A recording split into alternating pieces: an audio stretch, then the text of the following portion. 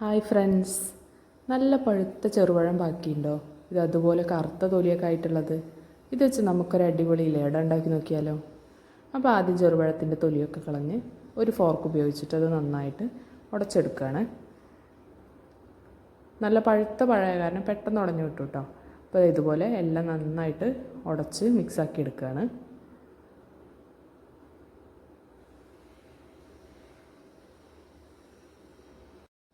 ഇങ്ങനെ കറുത്ത തൊലിയായിട്ടുള്ള പഴമൊക്കെ ബാക്കിയുണ്ടെങ്കിൽ, നല്ല പഴുത്ത പഴം ബാക്കിയുണ്ടെങ്കിൽ ഇതുപോലെ ഉണ്ടാക്കി കഴിഞ്ഞാൽ എല്ലാവരും കഴിക്കും കേട്ടോ. അപ്പോൾ അത് പഴമൊക്കെ എല്ലാം ഉടച്ചെടുത്തിട്ടുണ്ട്. ഇനി ഇതിലേക്ക് 1 കപ്പോളം ശർക്കര പാവാണ് ഒഴിച്ചു കൊടുക്കുന്നത്.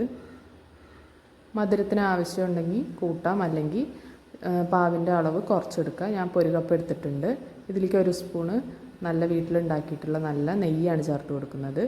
ഇനി ഇതെല്ലാം കൂടി നന്നായിട്ടൊന്ന് മിക്സ് ചെയ്തെടുക്കണം. ഇതുവരെ ഞാൻ ഗ്യാസ് ഓൺ ചെയ്തിട്ടില്ല, അതിന് മുമ്പാണ് നമ്മൾ ഇതൊക്കെ മിക്സ് ചെയ്തെടുക്കേണ്ടത്. ഇനി ശർക്കരപ്പാവും നെയ്യും പഴം എല്ലാം കൂടി ഒന്ന് മിക്സ് ആയതിനു ശേഷം ഗ്യാസ് നമുക്ക് ഓൺ ചെയ്ത് കൊടുക്കാം. ഇനി ഇത് ചെറുതായിട്ടൊന്ന് തിള വരട്ടെ. ഇനി നമുക്കിതിലേക്ക് അരിപ്പൊടി ചേർത്ത് കൊടുക്കാം. വറുത്ത അരിപ്പൊടിയാണ് എടുക്കുന്നത്. ഈ അരിപ്പൊടി ഇതിലേക്ക് ചേർത്ത് കൊടുത്തിട്ട് നന്നായിട്ടൊന്ന് മിക്സ് ചെയ്തെടുക്കുക. ഫ്ലെയിം മീഡിയത്തിലാണ് വെച്ചിരിക്കുന്നത്. ഇനി ഇത് നന്നായിട്ടൊന്ന് മിക്സാക്കി എടുക്കണം. കട്ടയൊന്നുമില്ലാതെ നന്നായി മിക്സ് ചെയ്തെടുക്കണം.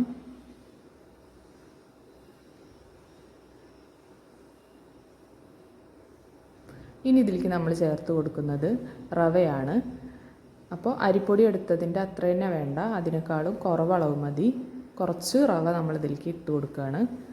ഇനി ഇതെല്ലാം കൂടി ഈ ശർക്കര പാവിൽ കിടന്നിട്ട് നന്നായിട്ടൊന്ന് മിക്സായി വരണം.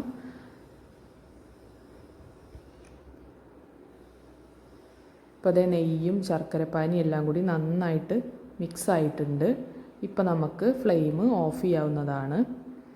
ഇനി നന്നായി മിക്സ് ചെയ്തതിന് ശേഷം ഇതിലേക്ക് നമ്മൾ ചേർത്ത് കൊടുക്കുന്നത് തേങ്ങാക്കൊത്ത് ഉണ്ടെങ്കിൽ തേങ്ങാക്കൊത്ത് ചേർത്ത് കൊടുക്കാം. ഞാനിവിടെ ബദാമാണ് ചേർത്ത് കൊടുക്കുന്നത്. ചെറുതാക്കി നുറുക്കിയിരിക്കുന്ന ബദാം ഇട്ട് കൊടുക്കുകയാണ്.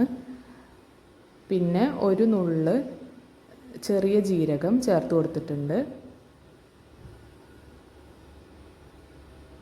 ഒരു ഇത്തിരിയാണ് ജീരകം ഇട്ട് കൊടുത്തിട്ടുള്ളൂ.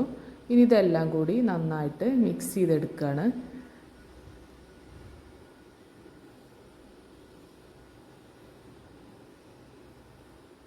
ഇതിലേക്ക് തേങ്ങാക്കൊത്ത് ഇട്ട് കൊടുക്കാം, അല്ലെങ്കിൽ എള്ളിട്ട് കൊടുക്കാം.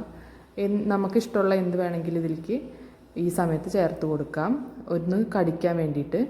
ഇനി ഇതേ മിക്സ് തണുക്കുന്ന വരെ വെയിറ്റ് ചെയ്യാണ്. ഒന്ന് നന്നായിട്ട് തണുത്തതിന് ശേഷം ഇതുപോലെ വാട്ടിയെടുത്ത വാഴയിലേക്ക് വെച്ചിട്ട് നമുക്ക് ഇഷ്ടമുള്ള ഷേപ്പിൽ മടക്കിയെടുക്കാം. ഞാനിപ്പോൾ ഇത് ഈ ഒരു ടൈപ്പിലാണ് മടക്കുന്നത്. മിക്സ് നന്നായിട്ട് തണുക്കാൻ വേണ്ടി വെക്കണം, അല്ലെങ്കിൽ ഇതുപോലെ മടക്കിയെടുക്കാൻ പറ്റില്ല. ഇനി നന്നായിട്ട് ഇത് എല്ലാം മടക്കിയെടുത്തതിന് ശേഷം നമുക്ക് ആവിയിൽ വേവിച്ചെടുക്കണം. ഇപ്പോഴേ ഓരോന്നായിട്ട് ഇഡ്ഡലി ചെമ്പിലേക്ക് നിരത്തി കൊടുക്കുകയാണ്.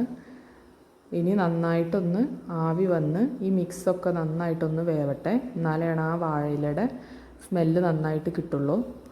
അപ്പോൾ ഇതെല്ലാം നിരത്തി വെച്ച് കൊടുത്തിട്ടുണ്ട്. ഇനി എല്ലാതും ഒന്ന് നന്നായിട്ട് ആവി കയറി വരണം.